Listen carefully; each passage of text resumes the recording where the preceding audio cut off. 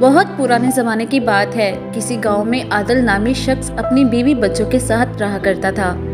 اس کے 2 بچے تھے، عارف اور شہینہ۔ وہ دونوں ابھی چھوٹے تھے مگر بہت سمجھدار تھے۔ وہ ہر کام میں اپنی ماں اور باپ کا ہاتھ بٹاتے تھے۔ ان کے ماں باپ ان سے بہت خوش تھے۔ انہیں پڑھنے لکھنے کا بھی بہت شوق تھا اور وہ تعلیم حاصل کرنے کے لیے گاؤں میں ہی جایا کرتے تھے۔ تعلیم حاصل کرنے کی وجہ سے ان کی ذہانت میں کافی اضافہ ہو گیا تھا۔ عادل کے پاس کچھ زمین تھی۔ اس نے زمین پر ایک بڑا سا سائبان لگا کر اس کے چاروں طرف لکڑیوں کا جال لگا دیا تھا اور اس میں بہت سی مرغیاں پال لیں۔ ان مرغیوں کے انڈے بیچ کر اسے اچھے خاصے پیسے مل جاتے تھے اور ان کا گزارا بڑے مزے سے ہو جاتا تھا۔ اس نے کچھ رقم پس انداز بھی کر لی تھی تاکہ ضرورت پڑنے پر کام آ سکے۔ اس کے دونوں بچوں کو ان مرغیوں سے بہت محبت ہو گئی تھی۔ اسکول سے آنے کے بعد دونوں بچے اپنے باپ کے ساتھ مرغیوں کے باڑے میں پہنچ جاتے اور انڈے اکٹھے کر کے ٹوکریوں میں رکھتے۔ اس کام میں انہیں بہت مزہ آتا تھا۔ مرغیاں بھی ان سے بہت مانوس ہو گئی تھی۔ انہیں دیکھ کر وہ باڑے میں کہیں بھی ہوتی تو شور مچاتے ہوئے ان کے قریب آ جاتی۔ باڑے کے آدھے حصے میں تو کچی زمین تھی جہاں پر مرغیوں کے دانے اور پانی کے برتن رکھے ہوئے تھے۔ دوسرے حصے میں بھوسا بچھا کر مرغیوں کے رہنے کی جگہ بنا دی گئی تھی۔ عارف اور شہینہ بھوسے پر سے انڈوں کو اٹھا کر ٹوکریوں میں رکھنے کے بعد وہاں کی صفائی کرتے۔ صفائی سے فارغ ہو کر مرغیوں کے برتنوں میں دانا ڈالتے۔ دانے میں گندم، جوں اور باجرہ، مکئی اور باریک باریک کتری ہوئی سبزیاں ہوتی تھی۔ کبھی کبھی وہ ان کو پانی میں بھیگی ہوئی روٹی بھی ڈال کر دیتے تھے۔ اس کے بعد وہ مٹی کے صاف ستھرے برتنوں میں ان کے پینے کے لیے بھی پانی بھرتے اور پھر انڈوں کی ٹوکریاں لے کر باپ کے ساتھ گھر چلے آتے۔ ان انڈوں کو عادل بیچ کر آ جاتا۔ ایک روز جب عارف اور شہینہ اپنے باپ کے ساتھ مرغیوں کے باڑے میں پہنچے تو ان کی نظر ایک بونے پر پڑی۔ وہ باڑے کے دروازے کے نزدیک ایک خوبصورت اور نفیس قالین پر بیٹھا ہوا تھا۔ اس کے چہرے پر پریشانی کے آثار تھے۔ اس نے ان لوگوں کو آتا دیکھا تو جلدی سے ان کے پاس آیا اور بولا، میں کیا کروں؟ میری مرغی اس باڑے میں چلی گئی ہے مگر اس کا دروازہ بند ہے۔ میں صبح سے یہاں بیٹھا ہوں، اب دوپہر ہو گئی ہے، مرغی بند دروازے سے اندر کیسے چلی گئی؟ عادل نے حیرت سے پوچھا۔ عارف اور شہینہ بھی دلچسپی سے اس خوبصورت بونے کو دیکھ رہے تھے۔ میں اپنے اڑنے والے قالین پر مرغیوں کو ہاتھوں میں دبوچے بیٹھا پرستان کی جانب جا رہا تھا۔ مرغی جھانک جھانک کر نیچے دیکھ رہی تھی۔ قالین جب اس باڑے کے اوپر سے گزرا تو اپنی جیسی مرغیوں کو دیکھ کر وہ میرے ہاتھوں سے نکل کر نیچے کود گئی۔ میں نے جھک کر دیکھا تو وہ اپنے پروں کو پھڑپھڑاتی ہوئی اسی باڑے میں اتر گئی۔ اگر وہ مجھے نہ ملی تو بہت برا ہوگا، بونے نے کہا۔ کوئی بات نہیں، اگر وہ نہ بھی ملی تو کوئی بات نہیں، ہمارے پاس بہت سی مرغیاں ہیں، ایک مرغی ان میں سے لے لینا، عادل نے بونے کو دلاسا دینے کی خاطر کہا۔ وہ مرغی کوئی عام مرغی نہیں ہے، وہ روز سونے کا ایک انڈا دیتی ہے۔ ٹھہرو، میں نے اپنے بارے میں تو کچھ بتایا ہی نہیں۔ میں پرستان میں سے امیر و قریب پریزاد سوداگر کے گھر ملازم ہوں۔ چند روز پہلے اس سوداگر نے کچھ تحفے دے کر مجھے اپنی بیٹی کے پاس بھیجا تھا۔ اس کی بیٹی کا گھر بہت دور ہے۔ باپ کے دیے ہوئے تحفے دے کر وہ بہت خوش ہوئی۔ اس نے میری بہت خاطر مدارت کی۔ میں جب واپسی کے سفر پر روانہ ہونے لگا تو اس نے سونے کا انڈا دینے والی مرغی میرے حوالے کی اور کہا کہ میں اسے اس کے باپ کو دے دوں۔ اب وہ مرغی گم ہو گئی ہے، اگر وہ مجھے نہ ملی تو میری ساری عزت خاک میں مل جائے گی۔ سب یہی کہیں گے کہ لالچ میں آ کر میں نے چھپا لیا ہے، بونے نے افسردگی سے کہا۔ ان تینوں نے جب یہ سنا کہ بونے کی مرغی سونے کا انڈا دیتی تھی تو وہ حیرت زدہ رہ گئے۔ عادل نے کہا، میں باڑے کا دروازہ کھول رہا ہوں، آپ اندر چل کر دیکھ لیں، آپ کی مرغی کون سی ہے؟ وہ لوگ باڑے کے اندر داخل ہوئے۔ بونے نے جب وہاں اتنی ساری مرغیاں دیکھی تو کچھ پریشان سا ہو گیا اور جلدی جلدی گھوم پھر کر اپنی مرغی تلاش کرنے لگا۔ اسے پریشان دیکھ کر شہینہ نے پوچھا، آپ کی مرغی کا رنگ کیسا تھا؟ اس کا رنگ بھی ان مرغیوں کی طرح تھا، وہ بالکل ان مرغیوں کی طرح ہی تھی۔ یہاں تو تمام مرغیاں ایک جیسی ہیں، میں کیسے اپنی مرغی تلاش کروں؟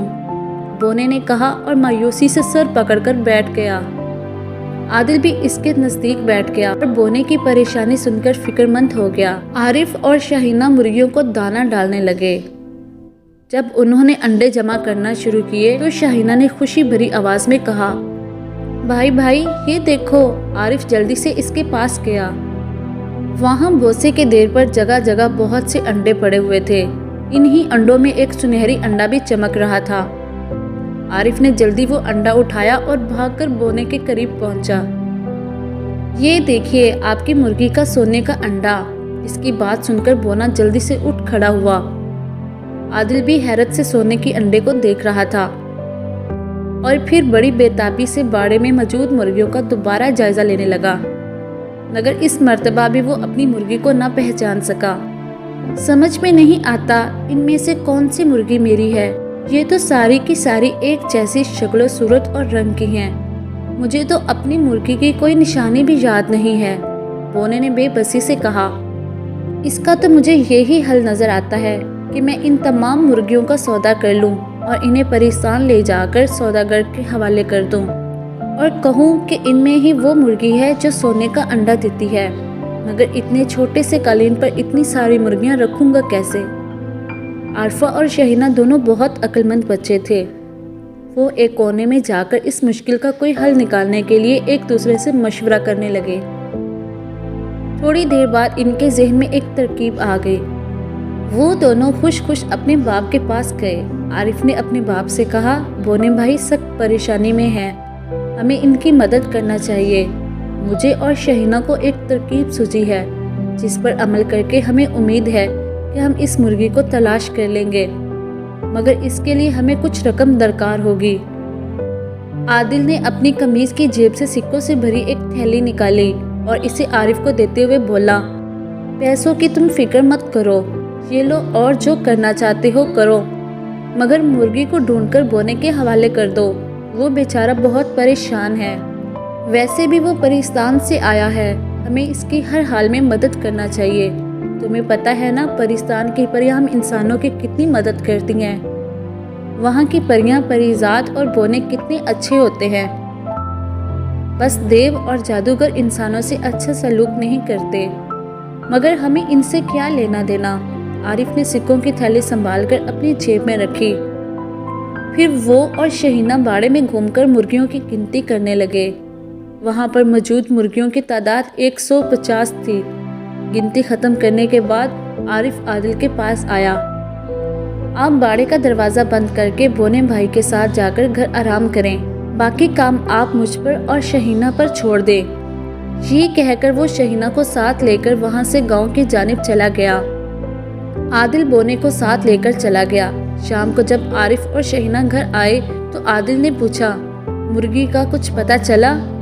بونا بھی انہیں امید بھری نظروں سے دیکھنے لگا، اللہ نے چاہا تو کل تک پتہ چل جائے گا، عارف نے مسکرا کر کہا، اور اس کی بات سن کر شہینہ بھی مسکرانے لگی تھی۔ اگلے روز وہ جب مرغیوں کے باڑے میں پہنچے، جب وہ باڑے میں داخل ہوئے تو وہاں کا منظر دیکھ کر عادل اور بونا حیرت زدہ رہ گئے۔ پورے باڑے میں کھجور کے پتوں سے مضبوط بنی چھوٹی چھوٹی جالی دار ٹوکریاں قطاروں قطار رکھی ہوئی تھی۔ ان ٹوکریوں پر ڈھکن بھی تھے۔ وہاں ایک بھی مرغی نظر نہیں آ رہی تھی، البتہ مرغے ادھر ادھر دانہ چگتے پھر رہے تھے۔ عادل نے کہا، یہ ٹوکریاں کہاں سے آ گئی اور ہماری مرغیاں کہاں گئی؟ یہاں تو صرف مرغے ہی مرغے نظر آ رہے ہیں۔ یہ ٹوکریاں ہم نے آپ کے دیے ہوئے پیسوں سے گاؤں کی دکان سے خریدی تھی۔ کل شام ہم نے ٹوکریوں میں بوسا بچھا کر ہر ٹوکری میں ایک مرغی بند کر دی تھی اور ہر ٹوکری میں مٹی کے پیالوں میں ان کا دانہ پانی بھی رکھ دیا تھا۔ ٹوکریوں کے ڈھکن بند کر کے گھر چلے گئے۔ اب ہم احتیاط سے ہر ٹوکری کا ڈھکن اٹھا کر دیکھیں گے، جس ٹوکری میں بھی سونے کا انڈا نکلے گا ہم سمجھ جائیں گے کہ اس میں بونے بھائی کے سونے کا انڈا دینے والی مرغی موجود ہے۔ عادل کے ساتھ ساتھ بونا بھی ان کی عقل مندی پر حیران رہ گیا۔ عارف اور شہینہ بڑی احتیاط سے ہر ٹوکری کا ڈھکن اٹھا کر اس میں جھانکنے لگے۔ اچانک ان کے کانوں میں شہینہ کی آواز آئی، اس ٹوکری میں سونے کا انڈا ہے۔ پھر وہ اس ٹوکری کو اٹھا کر اپنے باپ کے پاس لے آئے۔ یہ انڈا اس ٹوکری میں بند مرغی نے دیا ہے۔ عادل نے ٹوکری اور سونے کا انڈا بونے کے حوالے کر دیا۔ بونا بہت خوش تھا، اس نے ٹوکری میں سے انڈا نکال لیا۔ اب اس کے پاس 2 سونے کے انڈے ہو گئے۔ اس نے ایک انڈا عارف اور دوسرا شہینہ کو دیا اور بولا، بچوں یہ تمہاری عقل مندی کا انعام ہے۔ تم نے جو کام کیا وہ کوئی آسان کام نہیں۔ تم دونوں بہت ذہین بچے ہو۔ تم نے مجھے ایک بڑی سی پریشانی سے نجات دلا دی ہے۔ میں زندگی بھر تمہارا احسان مند رہوں گا۔ پھر وہ عادل کی طرف مڑا اور بولا، عادل بھائی میں تمہارا بھی بہت مشکور ہوں کہ تم نے میری مصیبت میں میرا بہت ساتھ دیا۔ یہ تو ہمارا فرض تھا۔ ہم تو چاہتے ہیں کہ تم ہمیشہ ہمارے ساتھ رہو۔ عادل نے کہا، تم سب لوگ بہت اچھے ہو، میں تم سے ملنے آتا رہوں گا۔ بونے نے کہا۔ پھر اس نے قالین کو زمین پر بچھایا اور اس پر مرغی کی ٹوکری رکھی اور ان سب کو خدا حافظ کہہ کر خود بھی قالین پر بیٹھ گیا۔ اس کے بیٹھتے ہی قالین فضا میں بلند ہوا اور پرستان کی جانب اڑ گیا۔ عارف اور شہین نے سونے کے انڈے عادل کے حوالے کر دیے۔ اس کے بعد انہوں نے بقایا ٹوکریوں سے انڈے نکال کر جمع کیے۔ اس دوران مرغیاں باہر گھومنے پھرنے لگی تھی۔ تھوڑی دیر بعد انہوں نے دیکھا کہ مرغیاں دوبارہ ہی اپنی اپنی ٹوکری میں جا کر بیٹھ گئیں۔ انہیں اپنے نئے گھر پسند آ گئے تھے۔ اتنی بہت سی ٹوکریاں خریدنے پر ہمارے بہت سے پیسے خرچ ہو گئے ہیں، مگر اب ہم اپنی مرغیوں کو ان ہی ٹوکریوں میں رکھا کریں گے۔ اس سے وہ سردی سے بھی محفوظ رہیں گی۔ اپنے ان گھروں میں وہ خوش بھی نظر آ رہی ہیں۔ گھر آ کر عادل نے جب اپنی بیوی کو یہ واقعہ سنایا تو وہ اپنے بچوں کی عقل مندی پر بہت خوش ہوئی۔ تھوڑے دنوں بعد عادل نے دونوں سونے کے انڈے بیچ کر بہت سی دولت حاصل کر لی۔ بونا کبھی کبھار ان سے ملنے ان کے گاؤں آ جاتا۔ عارف اور شہینہ اس کا بے چینی سے انتظار کرتے تھے، کیونکہ وہ انہیں اپنے جادو کے اڑنے والی قالین پر بیٹھا کر سیر بھی کرواتا تھا۔